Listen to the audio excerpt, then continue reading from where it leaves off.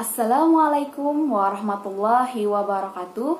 Perkenalkan, nama saya Nadia Abdina, NPM 20125048. Dalam mata kuliah Ulumul Hadis, saya akan mempresentasikan klasifikasi hadis dhaif beserta contohnya. Klasifikasi hadis dhaif secara garis besar, yang menyebabkan suatu hadis digolongkan menjadi hadis dhaif dikarenakan dua hal. Yang pertama yaitu gugurnya rawi dalam sanadnya, dan yang kedua adanya cacat pada rawi atau matan. Hadis dhaif karena gugurnya rawi, yang dimaksud dengan gugurnya rawi adalah tidak adanya satu atau dua atau beberapa rawi yang seharusnya ada dalam satu sanad, baik pada permulaan sanad, pertengahan, atau akhirnya. Pertama ada hadis mursal. Hadis mursal menurut bahasa berarti hadis yang terlepas. Para ulama memberikan batasan hadis mursal adalah hadis yang gugur rawinya di akhir sanad.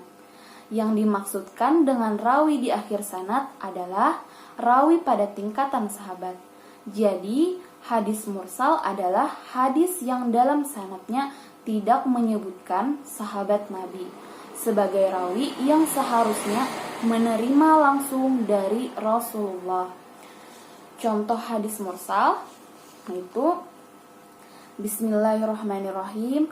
Qala Rasulullah sallallahu alaihi wasallam, bainana wa bainal munafikina suhudul isya'i was subhi la yastati'una.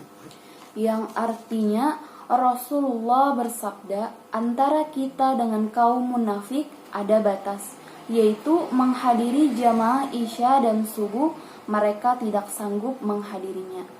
Hadis tersebut diriwayatkan Imam Malik dari Abdurrahman, dari Harmalah, dan dari Sa'id bin Mutsayyad. Tidaklah disebutkan dalam sanad di atas. Lanjut, yang kedua ada hadis munqati. Hadis munqati menurut bahasa, hadis munqati berarti hadis yang terputus. Para ulama memberi batasan hadis munqati adalah hadis yang gugur satu atau dua tanpa beriringan menjelang akhir sanadnya. Bila rawi di akhir sanadnya adalah sahabat Nabi, maka rawi menjelang akhir sanad adalah tabi'in. Jadi, hadis munqati bukanlah rawi di tingkat sahabat yang gugur, tetapi minimal gugur seorang tabi'in. Contoh hadis munqati, Bismillahirrahmanirrahim. Kana Rasulullah sallallahu alaihi wasallam iza zakhala masjida qala bismillahi wassalamu ala rasulillahi Allahumma ghfir li zunubi waftah li abwaba rahmatika. Yang artinya Rasulullah Shallallahu Alaihi Wasallam bila masuk ke dalam masjid membaca dengan nama Allah dan sejahtera atas Rasulullah, Ya Allah, ampunilah segala dosaku dan bukakanlah segala pintu rahmatmu. Hadis riwayat Ibnu Majah. Yang ketiga ada hadis mudal.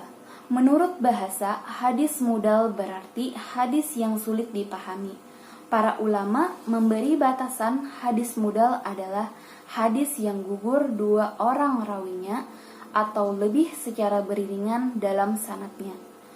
Contoh hadis mudal adalah hadis Imam Malik hak hamba dalam kitab Al-Muwatta.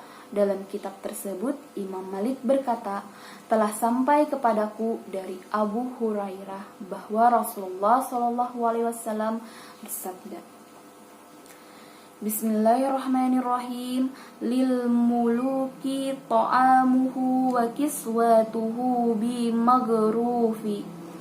Artinya, budak itu harus diberi makan dan pakaian secara baik.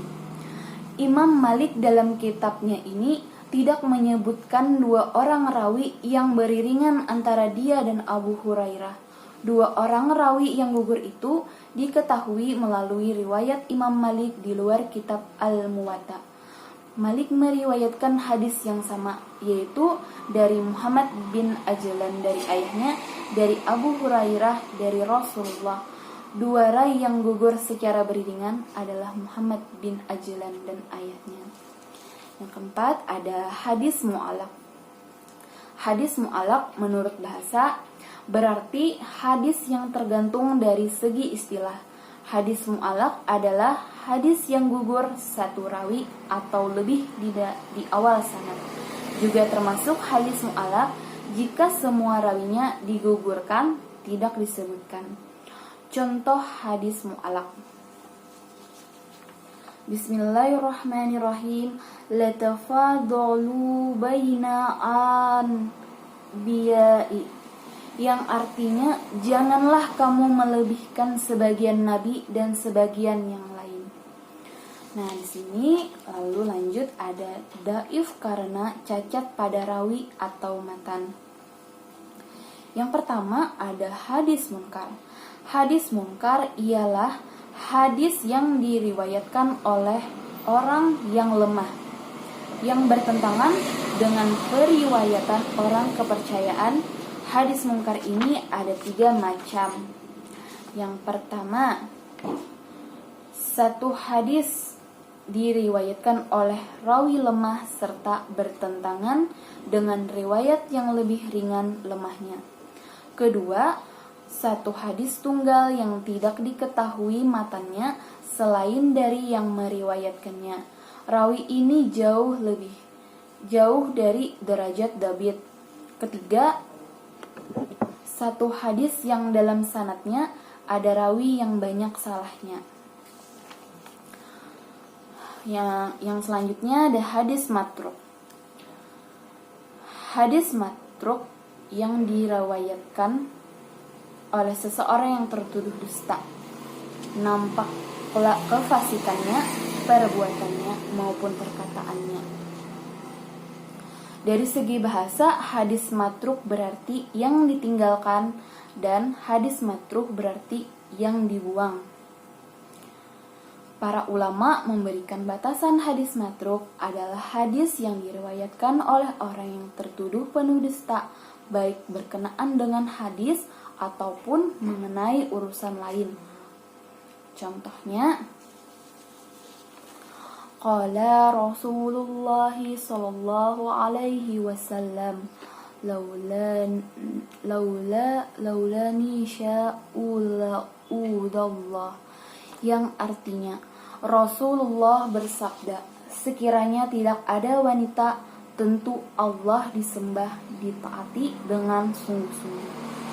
Hadis tersebut diriwayatkan Yaqub bin Sufyan bin Ashim dengan sanad terdiri serentet dengan rawi Muhammad bin Imran.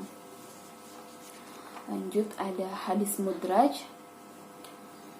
Hadis mudraj ialah suatu hadis yang asal sanadnya atau matannya tercampur dengan sesuatu yang bukan bagiannya.